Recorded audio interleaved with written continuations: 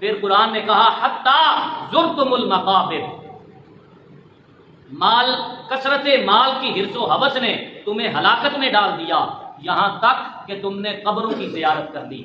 یعنی جب انسان کے دل کے اندر مال کا حرص اور ہوس آ جاتی ہے، پھر مال کا حرص و ہوس ایسی چیز ہے یہ قبر تک انسان کا پیچھا نہیں چھوڑتا۔ جو شخص موٹر سائیکل پر ہے وہ گاڑی کی تمنا کرتا ہے، جو گاڑی پر پہنچ جاتا ہے وہ اچھی گاڑی کی تمنا کرتا ہے، جس کے پاس ایک گاڑی ہے وہ 2 گاڑیوں کی تمنا کرتا ہے، جس کے پاس 2 گاڑیاں ہیں وہ 4 کی تمنا کرتا ہے۔ یہ خواہشات رکتی نہیں ہیں، یہ بڑھتی چلی جاتی ہیں، بڑھتی چلی جاتی ہیں، اتنی بڑھتی ہیں کہ آخر کار یہ خواہشات انسان کو قبر کے دہانوں تک پہنچا دیتی ہیں۔ یہ ہے اس کا معنی حتی زرتم المقابر۔ وقت کے دامن میں اتنی گنجائش نہیں کہ اپنی بات کو مزید طوالت میں لے چلوں۔ حاضرین گرامی قدر، اسی سورہ کی آخری آیت جس میں فرمایا گیا ثم لتسألن یومئذ عن النعیم، پھر اس دن تمہیں نعمتوں کے متعلق سوال کیا جائے گا۔ اس آیت کی تشریح میں ایک حدیث پاک جس کے راوی حضرت ابن مسعود رضی اللہ تعالیٰ عنہ اس کے راوی ہیں، ترمذی شریف کے اندر یہ حدیث پاک ہے۔ حضور نے فرمایا ابن آدم کل قیامت کے دن 2 قدم بھی نہیں چل سکے گا حتیٰ کہ اس سے 5 چیزوں کے متعلق سوال کیا جائے گا۔ وہ 5 چیزیں کون سی ہیں؟ سب سے فرمایا سب سے پہلے اس سے سوال کیا جائے گا کہ تو نے اپنی عمر کہاں پر خرچ کی۔ دوسرا سوال یہ کیا جائے گا کہ تو نے اپنی جوانی کن کاموں میں ضائع کی۔ تیسرا اس سے یہ سوال کیا جائے گا کہ تو نے اپنا مال کہاں سے حاصل کیا۔ چوتھا سوال یہ کیا جائے گا کہ تو نے اپنا مال کہاں پر خرچ کیا۔ اور آخری سوال یہ کیا جائے گا کہ اے انسان تو نے اپنے علم کے مطابق کتنا عمل کیا۔ پہلا سوال جس میں عمر کے متعلق پوچھا جائے گا، اس سے مراد یہ ہے کہ انسان نے اپنی ساری زندگی اللہ رب العزت کے بتائے ہوئے احکامات پر بھی گزاری یا نہیں گزاری۔ انسان نے اپنی عمر، تمام عمر اللہ کی اطاعت میں بھی بسر کی یا نہ کی۔ دوسرا سوال جس میں جوانی کے متعلق پوچھا جائے گا کہ تو نے اپنی جوانی کن کاموں میں ضائع کی۔ بسا اوقات جب انسان جوانی سے نکل کر دادا پردادا کی عمر کو پہنچتا ہے تو وہ مسجد کا رخ کرتا ہے۔ ایسا نہیں کہ ایسے شخص کی عبادت قبول نہیں ہے، یقیناً قبول ہے۔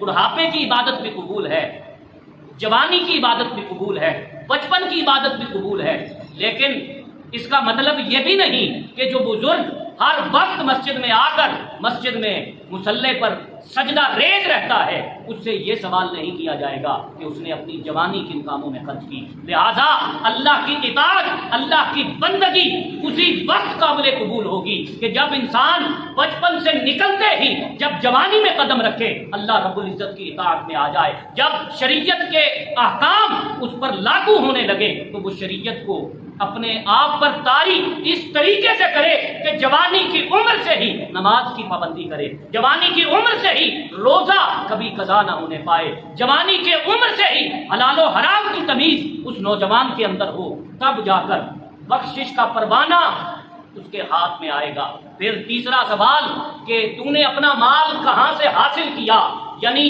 تیرے مال جو کمانے کے ذرائع تھے وہ حلال بھی تھے یا نہیں۔ کیا تو نے حرام کی کمائی پر قناعت تو نہیں کی؟ کیا تو نے حرام کی کمائی کو اپنا ذریعہ معاش تو نہیں بنایا؟ کیا تو نے حرام کی کمائی سے ہی اپنی پرورش اور اپنے بچوں کی پرورش تو نہیں کی؟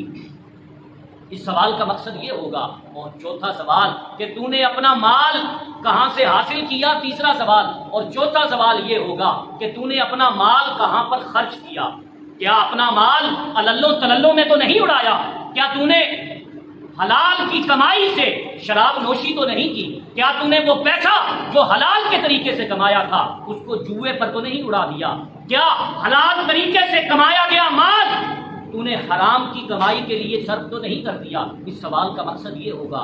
اور پانچواں سوال ہم جیسے لوگوں کے لیے کہ تم اگر ممبر پر بیٹھ کر بات کرتے تھے تو تم نے اپنے اندر کتنی تبدیلی لائی، تمہیں جتنا علم تھا اس کے مطابق تم نے عمل کتنا کیا؟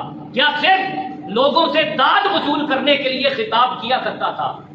کیا لوگوں کی واہ واہ سننے کے لیے تو واز کیا کرتا تھا؟ تو نے اگر علم زیادہ حاصل کیا، معاملہ علم پہ ختم نہیں ہوگا، علم کے مقابلے میں اپنا عمل بھی دکھانا ہوگا، علم کے مقابلے میں جس قدر علم ہوگا اس قدر عمل بھی دکھانا ہوگا۔ اگر علم زیادہ ہوا اور عمل کم ہو گیا پھر بھی یہ انسان تیری ہلاکت ہے۔ اگر علم کے مطابق تو عمل نہ کر سکا تو علم بھی تیرے کام آنے والا نہیں۔ جو جانتا زیادہ ہے اس کو جواب دے زیادہ ہونا پڑتا ہے۔